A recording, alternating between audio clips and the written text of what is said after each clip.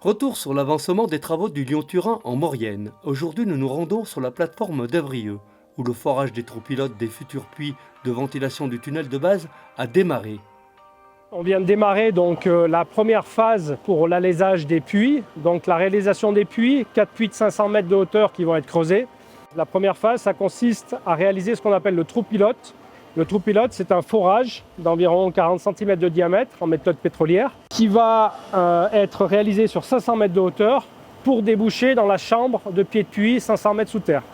C'est la première phase de réalisation des travaux. Une fois que cette phase sera terminée, on va démonter la tête de forage et on va monter au bout de ce train de tige un aléseur, donc une grosse roue de 5,40 m de diamètre, comme une roue de tunnelier mais inversée, qu'on va fixer au train de tige qui aura servi à faire le premier forage.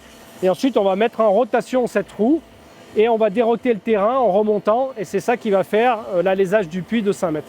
L'ensemble des matériaux de creusement des puits vont retomber dans la caverne de pied de puits et seront évacués par les tunnels et la descendrie de Modane existante en bas. Donc aucun matériau repartiront de la plateforme.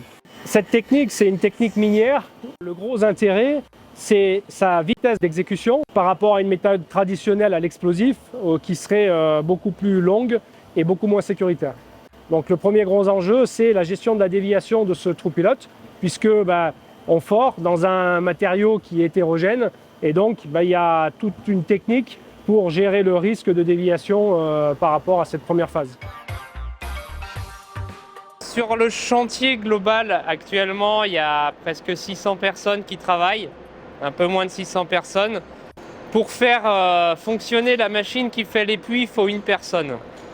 Mais après, on a besoin de diverses équipes pour gérer les matériaux, pour aménager les ouvrages.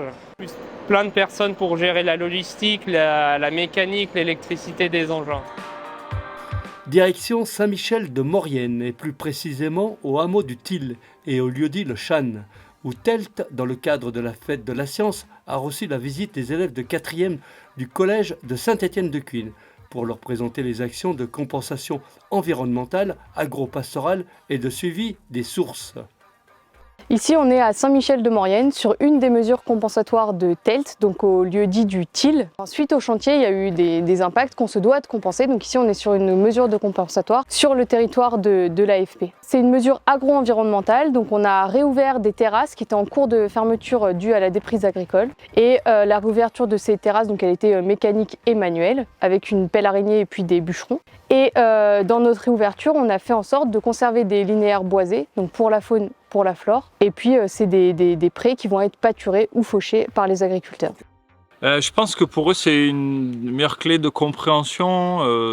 Il y a un très gros projet, tous les habitants sont au courant qu'il y a un grand projet, avec pas forcément les bons échos. Du coup, je pense que c'est bien pour eux de venir là pour un peu comprendre, mieux comprendre ce que c'est, ce projet-là.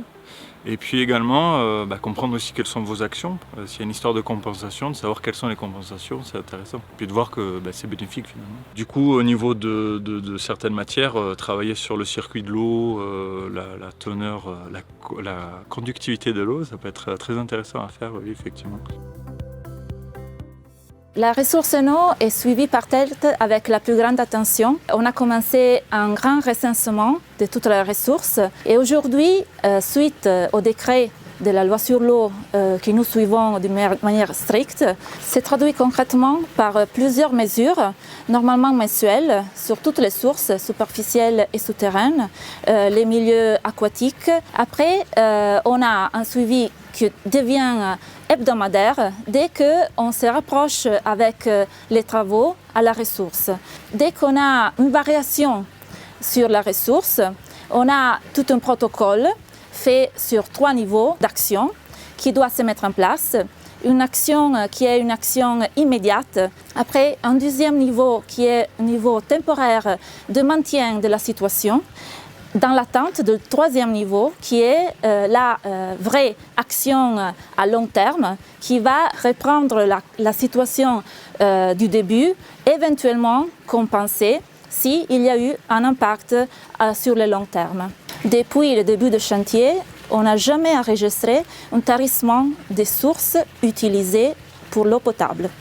Enfin, à Saint-Julien-Mont-Denis et à Villars-Gondran, la société gestionnaire du réseau de transport d'électricité française RTE a procédé pour le compte de Telt à l'enflouissement de 2 km de câbles électriques et au retrait de 5 pylônes afin de libérer les espaces nécessaires aux travaux de la nouvelle liaison ferroviaire Lyon-Turin tout en améliorant la qualité paysagère. Aujourd'hui, nous sommes à Villars-Gondran et nous sommes en train de démonter un morceau de ligne aérienne à 225 000 volts. C'est ainsi que 2 km de ligne aérienne seront démontés aujourd'hui et 5 pylônes. Cette ligne électrique à 150 000 volts permet de raccorder le poste de Valloire à celui de Saint-Jean-de-Maurienne. Et ce poste électrique sert à l'alimentation électrique du domaine de montagne, donc les stations de ski de Valloire, Valmeinier et les Carélis. Avant le démontage de cette ligne aérienne, on a au préalable construit une ligne souterraine, une liaison souterraine, et on l'a mis en service. Donc on est à l'intersection ici avec 3 opérations faites en collaboration avec RTE.